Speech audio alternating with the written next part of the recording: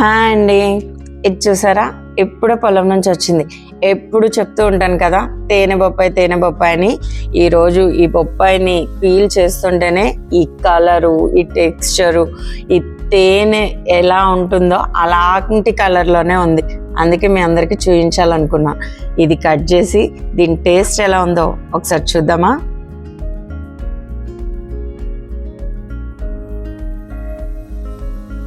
Wow, inside కూడా చూడండి ఎన్ని బ్లాక్ గింజలతో ఎంత కలర్ రిచ్ఫుల్గా ఉంది కదా.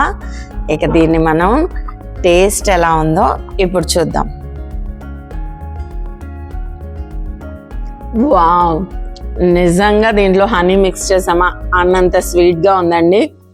మీకు గనక అన్నట్టు మీకు తెలుసు కదా, ఎలాంటి రసాయనాలు లేకుండా ఓన్లీ న్యాచురల్ ఫార్మింగ్ ద్వారా, జీవామృతం ద్వారా పండించిన ఇలాంటి వెజిటబుల్స్ కానీ ఫ్రూట్స్ కానీ మీకు ఎక్కడైనా దొరికినా, ఒకవేళ వెతికి కొన్నా పర్వాలేదు, ఖచ్చితంగా ఇలాంటివి తింటేనే మన బాడీకి కావాల్సిన న్యూట్రియంట్స్ అన్నీ అందుతాయనే విషయం మాత్రం గుర్తుంచుకోండి. అన్నట్టు ఈ బొప్పాయి గురించి ఒక ఇంట్రెస్టింగ్ టిప్ చెప్పనా అండి. ఈ బొప్పాయి చూసారా, ఇది మనం కోసేటప్పుడు ఇలా సీడ్స్ తీసేస్తాం కదా.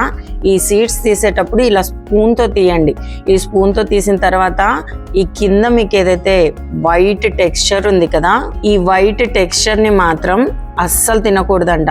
కాబట్టి ఈ వైట్ టెక్స్చర్తో సహా ఈ సీడ్స్ని ఇలా మనం తీసేసి ఓన్లీ మిగిలిన పల్ప్ని మాత్రమే మనం తినాలనే విషయం మాత్రం గుర్తుంచుకోండి.